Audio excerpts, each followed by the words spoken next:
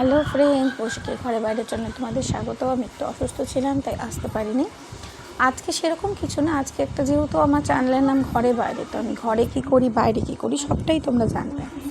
আমার সেদিনকে হঠাৎ করে মনে পড়লো যে আমার চুলটা ক্যারাটিন হয়ে গেছে, বাট আমার সামনের দিকে চুলটা কিন্তু কালারটা একদমই উঠে গেছে, যেটা আমি হাইলাইট করাই। তো আমি গেছিলাম আমাদের বজবজে বাটানা করে বনিতে।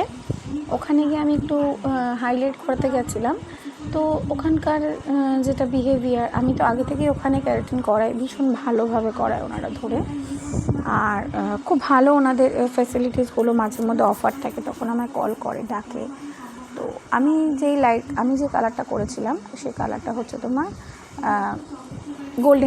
গোল্ডেন ব্রাউনের লাইট কালারটা আমি করেছিলাম। তো ওরা খুব যত্ন করে আমাকে কালারটা করাচ্ছিল, তোমরা দেখতেই পাচ্ছ। তো প্রথমে আমাকে শ্যাম্পু করে নিয়েছিল, আফটার শ্যাম্পু ওটাকে ভালো করে শুকিয়ে নিয়েছিল। শুকিয়ে নিয়ে আমি 8টা স্টিক করেছিলাম, বাট আমার 8টা স্টিকে ওদের ঠিক ভালো লাগেনি বলে ওরা 2টো স্টিক আমাকে এক্সট্রা করে দিয়েছিল। তো দুজনে মিলে খুব যত্ন সহকারে ধরে যেহেতু আমার চুলটা ভীষণ পাতলা, তো অল্প অল্প চুল লেয়ার করে নিয়ে ওরা হাইলাইটটা করেছিল। তো তোমরা এখানে দেখতেই পাচ্ছ যে ওরা খুব যত্ন সহকারে করাচ্ছে। তো আমার একটু প্রথমে ভয় লাগছিল, কারণ ফ্রন্ট ফেসে যদি কালারটা বেশি এসে যায় তাহলে কিন্তু মুখটা একদম ভালো লাগে না। তোমরা যারা হাইলাইট করো তোমরা দেখলেই বুঝতে পারবে যে কালোদের কিন্তু হাইলাইটটা একটু বুঝতে করতে হয়। ফেয়ার যারা থাকে তাদের হাইলাইটটা সব রকমভাবে ফুটে যায়, বাট যারা কালো হয়, মানে যাদের গায়ের রঙটা কালো শ্যামলা, তাদের একটু বুঝে শুনে হেয়ার কালারটা করতে হয়। তো খুবই বোরিং লাগছিল আমার, সত্যি কথা বলতে, বাট করতে তো হবে, স্টিল নাও বসে থাকতে হবে। তো যে কোনো মেয়েদের এই ব্যাপারে দেখবে যে ধৈর্যটা প্রচুর, সেটা আইব্রো বলো, মেহেন্দি পরতে বলো, আর সাজুগুজু যে কোনো একটা ব্যাপারেই বলো। তো বসে ওরা আমাকে হাইলাইটটা করিয়ে দিচ্ছিল। তো একটা দুটো করে স্টিক দিচ্ছিল, ওরা কালার যখন আসছিল না ওরা আবার ওটাকে রিপিটেড কালার দিচ্ছিল যাতে ওটা কালারটা বেশি করে আসে।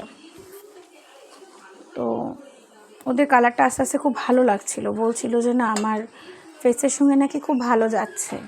মিনিমাম কালার করালে এক বছর থাকে, যদি তোমরা সেটাকে মেনটেন করতে পারো। তো আমার যেহেতু ক্যারাটিন করা, তো সেক্ষেত্রে আমি আদার্স শ্যাম্পু তো ইউজ করতে পারি না, আমি কালার প্রোটেক্টেড ক্যারাটিন শ্যাম্পু আমাকে ইউজ করতে হয়, তার সঙ্গে একটা মাস্ক ইউজ করতে হয়। তো সেটা আমাকে বিবনি থেকেই রেকমেন্ডেশন করেছিল। তো আফটার কালার ওরা আমার হেয়ারটাকে ভালো করে ধুয়ে দিয়েছে। ধোয়ানোর পর ওটাকে ভালো করে ওরা হেয়ার ড্রায়ার দিয়ে ব্লো দিয়ে ওরা ভালো করে ওটা শুকিয়ে নিল। বাট আমি ব্লো করতে বলেছিলাম, আমি ওটাকে হিট দিতে না করেছিলাম, বিকজ যত তুমি হেয়ারে বেশি হিট দেবে তোমার হেয়ার কিন্তু রাফ হয়ে যায়। তো সেক্ষেত্রে আমি খুব একটা হিট ড্রায়ার পছন্দ করি না, কুল ড্রায়ারটা বেস্ট হয় সব সময়ের জন্য। যতটা পারবে ন্যাচারালভাবে চুলটা শোকানোই ভালো, বাট ওদের কাছে একটা প্রফেশনাল ব্যাপার থাকে। তো সেই ক্ষেত্রে ওরা এবার একটা করে লেন্থ চুলে দেখতেই পাচ্ছ আস্তে আস্তে পার্টিশন করছে যে কোনটা কেমনভাবে হয়েছে। এরপর ওরা আমাকে একটা সিরাম মাখিয়ে দেবে, সিরাম মাখিয়ে দিয়ে আমার কালার ফিনিশ, ওরা ফটো তুলবে, রিভিউ নেবে। তো এই হচ্ছে আমার সেই দিনটা পুরো গেল এইভাবে করে। তো তোমরা জানাও ফ্রন্টের থেকে, আমি পিছন থেকে যদিও আমি হেয়ার কালারটা নিতে পারিনি, ফ্রন্টের থেকে কালারটা কেমন লাগছে।